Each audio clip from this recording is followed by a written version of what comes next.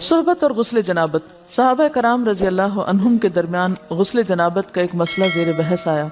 ایک گروہ کہتا تھا کہ غسل صرف دخول پہ فرض ہو جاتا ہے، انزال شرط نہیں، یعنی واٹر ڈسچارج جو ہے وہ ضروری نہیں۔ دوسرا گروہ بیان کرتا تھا کہ وجوب غسل کے لیے دخول کے ساتھ انزال بھی شرط ہے۔ یہ طویل مباحثہ کسی فیصلہ کن صورت پر منتج نہ ہوا۔ آخر قرار پایا کہ ام المومنین حضرت عائشہ رضی اللہ عنہا سے دریافت کیا جائے۔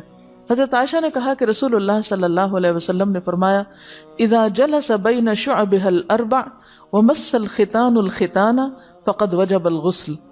جب مرد عورت کی چار شاخوں کے درمیان بیٹھ جائے اور اس کا محل ختنہ عورت کے محل ختنہ کے ساتھ مس کرے تو غسل واجب ہو جاتا ہے۔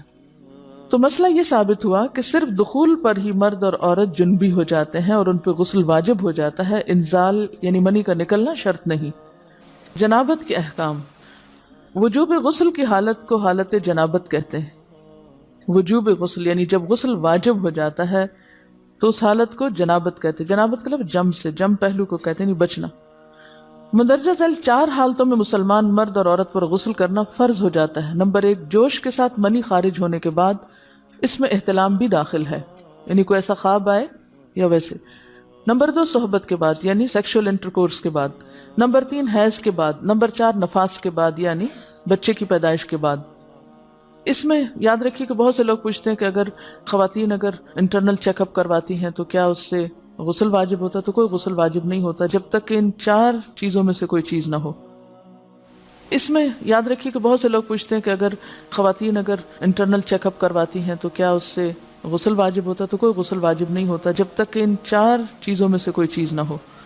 صرف منی خارج ہونے سے بات نہیں، بلکہ جوش کے ساتھ منی خارج ہونے کے بعد غسل واجب ہوتا ہے۔ رسول اللہ صلی اللہ علیہ وسلم نے فرمایا، جب تم عورت کی چار شاخوں کے درمیان بیٹھ کر صحبت کرو تو تم پر غسل واجب ہو گیا اگرچہ منی نہ نکلے۔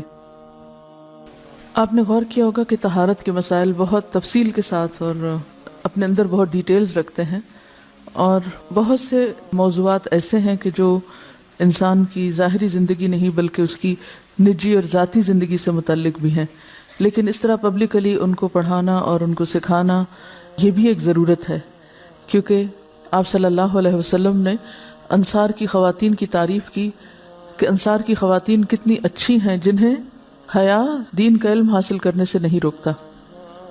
تو سوال یہ پیدا ہوتا ہے کہ آخر اتنی تفصیلات کیوں؟ اور بعض لوگ اس کو ناپسندیدہ قرار دیتے ہیں، تو ایسا کرنا ناسمجھی کی علامت ہے۔ ہم دیکھتے ہیں کہ انسان اگر اللہ کے بتائے ہوئے طریقے کے مطابق زندگی بسر کرتا ہے تو اس میں خیر ہی خیر ہے، اور وہ صرف خیر اس کی اپنی ذات تک نہیں رہتی، بعض اوقات دوسروں کی بھلائی کا ذریعہ بھی بن جاتی۔ عورت کو بھی احتلام ہوتا ہے۔ ام المومنین حضرت سلمہ رضی اللہ عنہا روایت کرتی ہیں کہ حضرت ام سلیم نے رسول اللہ صلی اللہ علیہ وسلم سے کہا، اے اللہ کے رسول، یقیناً اللہ حق سے نہیں شرماتا، یعنی حق بات اور ایک ضروری بات جو ہے اس کو واضح کرنا ضروری ہوتا ہے، اور اس معاملے میں شرم سے کام نہیں لینا چاہیے، کہیں ایسا نہ ہو کہ انسان انجانے میں غلط کام کرتا رہے۔ تو یہ کہہ کر انہوں نے مسئلہ پوچھا، کیا عورت پر غسل ہے جبکہ اس کو احتلام ہو؟ آپ نے فرمایا ہاں، لیکن جب پانی کا نشان دیکھے یعنی منی دیکھے۔ اس پر حضرت ام سلمہ نے شرم سے منہ چھپا لیا اور عرض کیا، اے اللہ کے رسول، کیا عورت کو بھی احتلام ہوتا ہے؟ آپ نے فرمایا ہاں ہوتا ہے، تیرا داہنا ہاتھ خاک آلود ہو، یعنی یہ ایک پیار کی ڈانٹ تھی۔ اور اس میں ہو سکتا ہے کہ مزاج کا فرق ہو، بعض خواتین کے ساتھ ایسا نہ ہو اور بعض کے ساتھ ایسا ہو، لیکن اس میں جو اصل چیز ہے وہ ایکسیسو واٹر ڈسچارج ہے۔ اس میں کہیں ایسا نہ ہو کہ لیکوریا وغیرہ کے ساتھ اس کو ریلیٹ کر دیا جائے، دونوں چیزوں میں فرق ہے۔ اور احتلام جو ہے وہ سوتے وقت ہوتا ہے، یعنی سو کر اٹھنے پر اگر انسان اپنے کپڑوں پر زیادہ ڈسچارج دیکھے، خواہ کوئی خواب یا کوئی فیلنگ یاد نہ بھی ہو، تو پھر غسل کرنا ضروری۔ معلوم ہوا کہ عورت یا مرد نیند سے اٹھ کر اگر تری یعنی نشان منی دیکھیں تو یہ احتلام کی علامت ہے، لہٰذا ان پر غسل کرنا فرض ہو جاتا ہے۔ اور اگر احتلام کی کیفیت انہیں یاد ہو لیکن نشان نہ پائیں، یعنی خواب یاد ہے لیکن کوئی سامنے علامت نہیں، تو غسل فرض نہیں ہوگا۔ ایسی صورت میں شک کی ضرورت نہیں ہے کہ نہیں میں نے خواب دیکھا اور مجھے خواب بالکل صحیح یاد ہے تو مجھے نہانا چاہیے، نہیں، محض خواب پر نہیں نہایا جائے گا جب تک کہ فزیکلی کوئی ایسی چیز سامنے دیکھی نہ جائے۔ حضرت ام سلمہ روایت کرتی ہیں کہ میں نے کہا اے اللہ کے رسول صلی اللہ علیہ وسلم، میں اپنے سر کے بال خوب مضبوط گوندتی ہوں، کیا میں انہیں غسل جنابت کے وقت کھولا کروں؟ آپ نے فرمایا ان کا کھولنا ضروری نہیں، تیرے لیے یہی کافی ہے کہ 3 لپ پانی اپنے سر پر ڈالے، پھر اپنے سارے بدن پر پانی بہائے، پس تو پاک ہو جائے گی۔ یعنی بالوں کی جڑیں بھیگنا، سکن بھیگنا ضروری ہے، سارے بال کھولنا ضروری نہیں ہے۔ جنبی کے بالوں کا مسئلہ، حضرت عائشہ کو خبر ملی کہ حضرت عبداللہ ابن عمرو عورتوں کو غسل جنابت کے لیے بال کھولنے کا حکم دیتے ہیں۔ فرمانے لگی ابن عمرو پر تعجب ہے، انہوں نے عورتوں کو تکلیف میں ڈال دیا، وہ انہیں سر منڈوانے کا حکم کیوں نہیں دے دیتے؟ یہ حضرت عائشہ کی ڈانٹ تھی، یعنی وہ یہ تو کہنے کہ عورتیں بال کھول کھول کے نہائیں، تو وہ پھر سیدھا یہی کہیں کہ عورتیں بال منڈوا لیں۔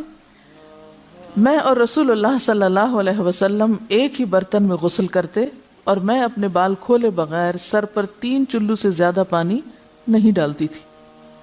معلوم ہوا کہ غسل جنابت کے لیے بال کھولنے کی ضرورت نہیں، مگر یہ حکم صرف غسل جنابت کا ہے، غسل حیض کے لیے بالوں کا کھولنا ضروری ہے، کیونکہ وہ مہینے میں ایک دفعہ ہے۔ حضرت عائشہ سے روایت ہے کہ انہیں رسول اللہ صلی اللہ علیہ وسلم نے غسل حیض کے لیے فرمایا اپنے بال کھولو اور غسل کرو۔ اس میں آپ دیکھیے کہ دونوں چیزوں میں فرق کیوں ہے، دونوں کی نوعیت فرق ہے، اور حیض جو ہے وہ ایک نجاست کی کیفیت بھی ہے نا، قل ہوا اذی، تو اس کے بعد نہانا اور نہا کر خوشبو لگانا خاص طور پر اس کا سارا حکم آتا ہے، لیکن غسل جنابت میں نجاست کی وہ کیفیت نہیں ہے، یعنی حیض کا خون اور منی جو ہے ان دونوں کے حکم میں بھی فرق ہے، ٹھیک ہے نا۔ بعض علماء کے خیال میں جو منی ہے اٹ سیلف وہ ناپاک چیز نہیں ہے، اگر کسی کپڑے وغیرہ کو لگ گئی تو وہ کپڑا ناپاک نہیں، اگر اس کو خشک ہونے پر خرچ کے صاف کر دیا جائے تو کپڑا صاف ہو جائے گا، لیکن خون حیض پر آپ صلی اللہ علیہ وسلم کیا فرمایا، چٹکیوں سے مل مل کے اس کو صاف کر کے دھوئے، تو ان دونوں میں بھی فرق ہے، لہٰذا ان دونوں کے بعد نہانے کے حکم میں بھی فرق ہے، ایک میں بال کھولے جائیں گے اور بال بھی دھوئے جائیں گے اور بالوں کی جڑیں بھی دھوئی جائیں گی، جبکہ دوسرے عام غسل جنابت میں بال کھولنا اور پورے بال دھونا شرط نہیں۔ بہت سی بچیاں ایسی جن کی شادی ہوتی ہے اور اس کے بعد انہیں ان مسائل کا پتہ نہیں ہوتا، یا تو وہ شرم کے مارے نہاتی نہیں، یا نہاتی ہیں تو پھر وہ پورے بال دھو دھو کے سکھانے میں اور ان چیزوں میں اتنا وقت ضائع کر دیتی ہیں کہ پھر بعضوں کا شوہر کی نافرمانی اور آپس کے تعلقات میں ٹینشن، لوگوں کا خوف۔